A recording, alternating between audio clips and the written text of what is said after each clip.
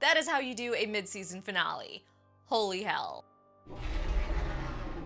Starting in the Kingdom area, Carol and Morgan are back to being passive-aggressive with each other.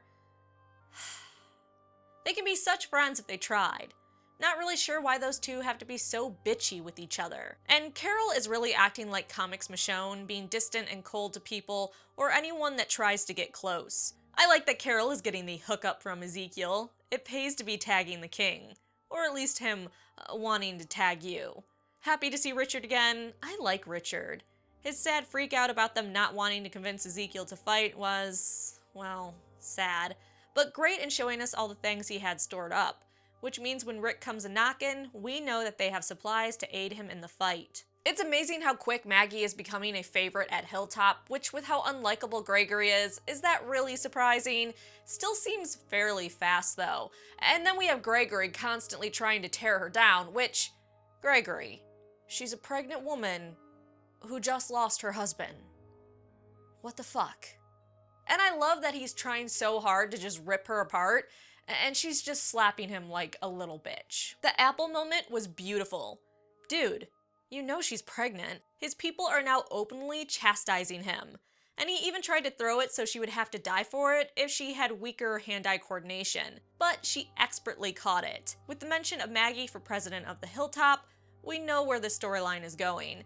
And that Gregory is going to be a bitter little bitch about it and try to stop it. He is just a little weasel that isn't beneath doing anything. Negan and Carl, I wish I would have saved the song I played at the end of last video, You Have a Friend in Me, for this episode, because we got them cooking dinner together, we got Lucille at the dinner table, it was just all too perfect. Now, I don't know how I feel about a beardless Negan in the show. In the comics, he's always clean-shaven, he never has a beard, but for some reason, I feel like the beard worked really well in the show, and Jeffrey Dean Morgan without his beard now looks, I don't know, a little off. Maybe I just have to get used to it.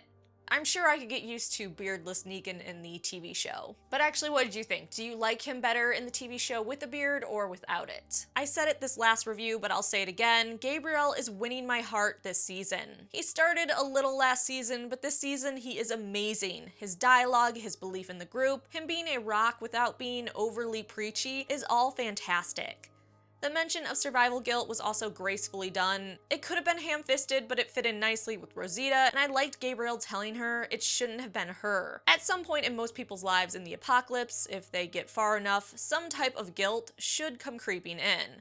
At least for people old enough when it occurred. Aaron and Rick with the walkers in the water was as much fun as I had hoped, and of course there were bullet holes in the rowboat. Why wouldn't there be? Aaron in the water was genuinely frightening. I thought for sure he'd come up and show he was bit somewhere. Smart on his part to dive down though. Walkers aren't too great at swimming, I would imagine. That was a huge risk they took though, going through walker-infested water. I wonder how many people would have done that. But because he's Rick Grimes, of course he had to do it, and he made it out alive. I am curious though why when he was staying still in the canoe and walkers were all around him, why they didn't tip the boat.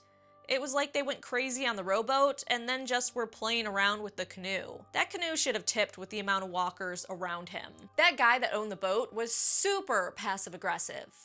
Or straight aggressive. Has he just been waiting around, waiting for people to take the supplies on his boat? If that even was him watching Aaron and Rick. And if it was, what are you doing, dude?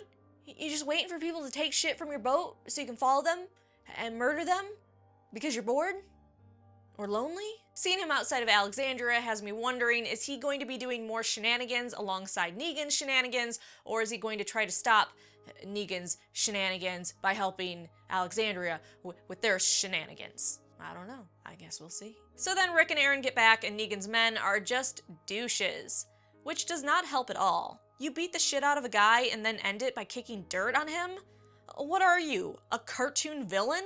Negan has to know you can only push people so far, and his men are just over the top. Make them more military-like and scary. In control but menacing. You're not sure what they'll do, and that suspense leaves you scared. Also during the scene, for the second time this episode, I thought Aaron was a goner. That made me sad. Let's move on to one of the best parts about the episode, Spencer. That smug piece of shit that I'm not even sad to see go, which means the actor did his job perfectly. Sort of curious about this, what do you think? Do you think that Spencer invited Rosita to dinner later that night, thinking by then he would have already taken over Rick's position and been close to Negan, and then he could go to Rosita during dinner and be like, you know, you used me, you admitted that, I knew that you were doing that, and look at me now. You don't have your precious Rick anymore, and I'm in charge. So, fuck you. You fucked with the wrong person. Oh, now you're just gonna have all these shitty jobs. That seems like something really scummy Spencer would do. Okay, so leading up to the Guts line for Spencer was just pure teasing. All the times they had Negan say Guts was keeping me on the edge of my seat, waiting for what I knew was going to happen. The buildup of suspense was expertly done. Seriously, it was killing me waiting for the final Guts line and the killing of Spencer. I think they knew us comic readers would be on the edge of our seat, and they did it on purpose to toy with us. So, well done, AMC. Rosita was just plain dumb, but she already felt worthless and out of control. How freaking lucky was Negan with that bat? The fear on Negan's face and the acting from him at that point were spot on magnificent. The fear, the disbelief. I like that they're showing more range to Negan besides talking loud and leaning back. Or whispering threateningly. I think the same reason Negan didn't kill Rosita is the same reason he didn't kill Daryl. He knows they were both ready to die. Killing them doesn't do a whole lot. Besides, get rid of the people willing to attack you, I guess. But punishing others for what you did hurts so much more, especially if you're ready to die for them.